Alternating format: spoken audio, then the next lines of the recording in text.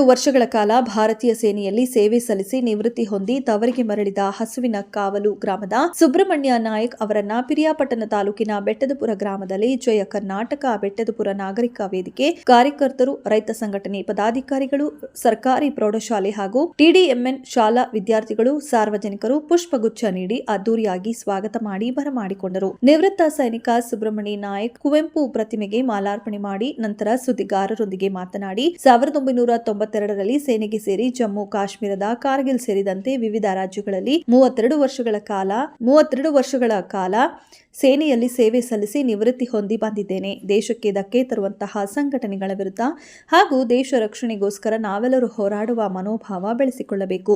ಪ್ರಪಂಚದಲ್ಲೇ ಇಂದು ಭಾರತ ಅಗ್ರಸ್ಥಾನದಲ್ಲಿದೆ. ಇನ್ನು ಉನ್ನತ ಮಟ್ಟಕ್ಕೆ ಬೆಳೆಸಬೇಕು. ಯುವಕರನ್ನ ಸೇನೆಗೆ ಸೇರುವಂತೆ ಉತ್ತೇಜನ ನೀಡಬೇಕು.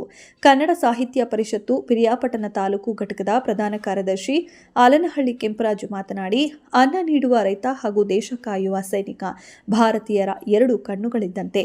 ಸೈನಿಕರು ದೇಶಭಕ್ತಿ, ನಿಸ್ವಾರ್ಥ ಮನೋಭಾವ, ಶಿಸ್ತು, ನಿಷ್ಠೆ, ಕರ್ತವ್ಯ ಪ್ರಜ್ಞೆಯೊಂದಿಗೆ ತಮ್ಮ ಪ್ರಾಣ ಅರ್ಪಣೆಗೂ ಸಿದ್ಧರಾಗುವ ತ್ಯಾಗಮೇಯಿಗಳು.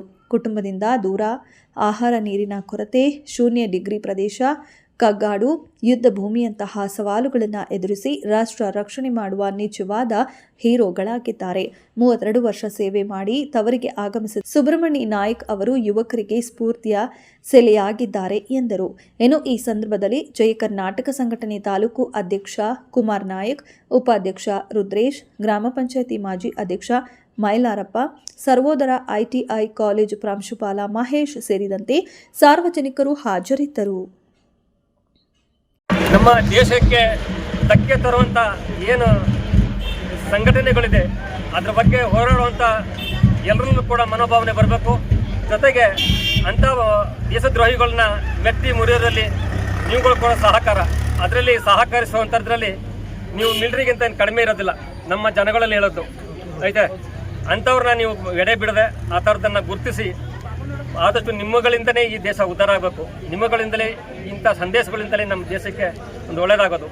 ಎಲ್ಲರೂ ಕೂಡ ಒಂದು ಒಗ್ಗಟ್ಟಾಗಿರಬೇಕು. ದೇಶ ರಕ್ಷಣೆಗೋಸ್ಕರ ಪ್ರಾಮಾಣಿಕವಾಗಿ, ಸತ್ಯತೆಯಾಗಿ ಇವೆಲ್ಲರೂ ಕೂಡ ದುಡಿಬೇಕು. ಎಲ್ಲರೂ ನಾವು ದುಡಿಯೋಣ. ಮುಂದೂ ಕೂಡ ಇದೇ ರೀತಿ ನಡೆಸ್ಕೊಂಡು ಹೋಗ್ಬೇಕು.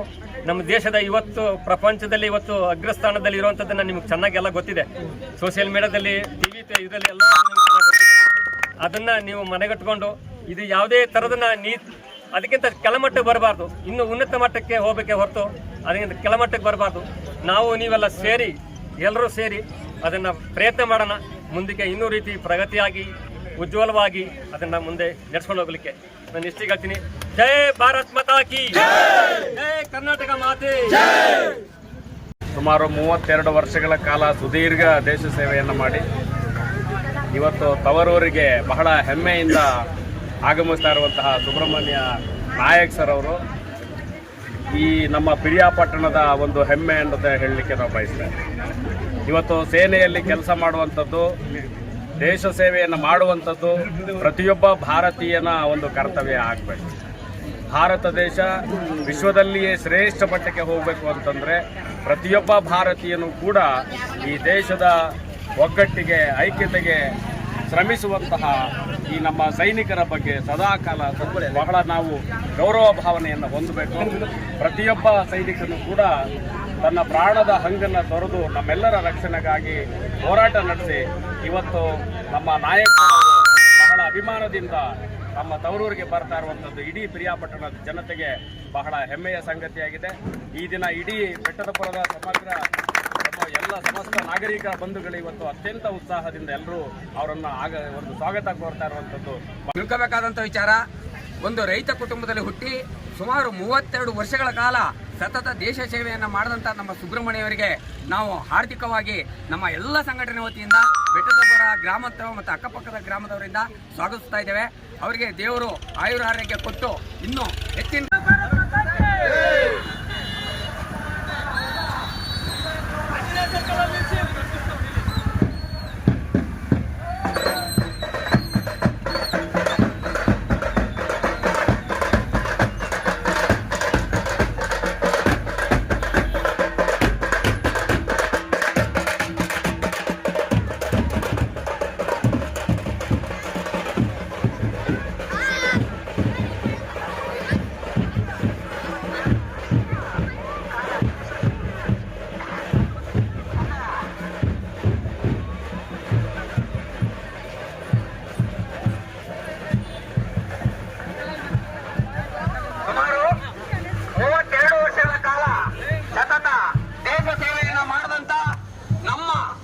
ಪಕ್ಕದ ಗ್ರಾಮದ ಸುಬ್ರಹ್ಮಣ್ಯ ಅವರು ಈ ದಿವಸ ನಮ್ಮ ಗ್ರಾಮಕ್ಕೆ ಆಗಮಿಸಿದ್ದಾರೆ.